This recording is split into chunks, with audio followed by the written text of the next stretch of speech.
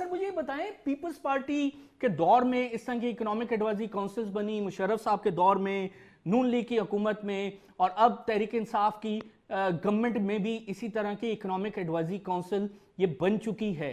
सबसे पहले मुझे ये बताएं कि क्या ये रवायती तौर पर काम करेगी या कोई गैर रवायती तौर पर भी इसमें कुछ चीज़ें हमारे सामने नजर आ सकती हैं? इसका ऑब्जेक्टिव क्या होगा? मैंडेट मिलेगा इस इकोनॉमिक एडवाइजरी काउंसिल का? हाउ डू यू से दिस?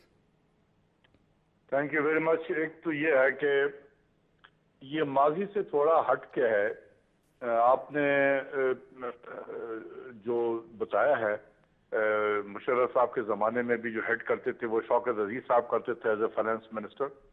इसके बाद पीपल्स पार्टी के दौर में हफीज शेख साहब करते थे एज ए फाइनेंस मिनिस्टर। उसके बाद पिछली हुकूमत में दार साहब करते थे एज ए फाइनेंस मिनिस्टर।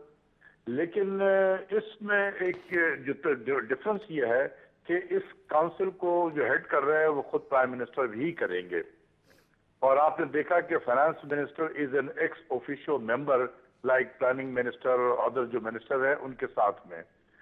तो ये एक इसमें मेजर चेंज है कि प्राइम मिनिस्टर बजाते खुद इसको हेड करेंगे।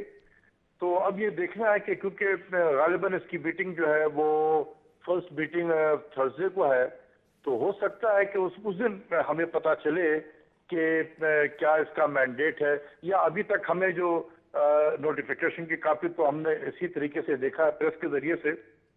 तो हो सकता है कि कल परसों तक आ जाए तो उसमें लिखा हुआ हो मीटिंग के बारे में एजेंडा वगैरह, तो फिर पता चलेगा कि इसको कैसे चलाया जाएगा।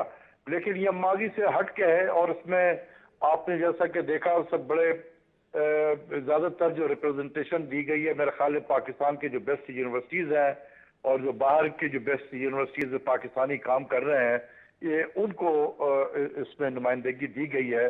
तो ये भी एक जरा हट के है कि इसमें पाकिस्तान के जो यूनिवर्सिटीज हैं इनके इतने बड़े पैमाने पर नुमाइंदगी पहले कभी नहीं हुई है।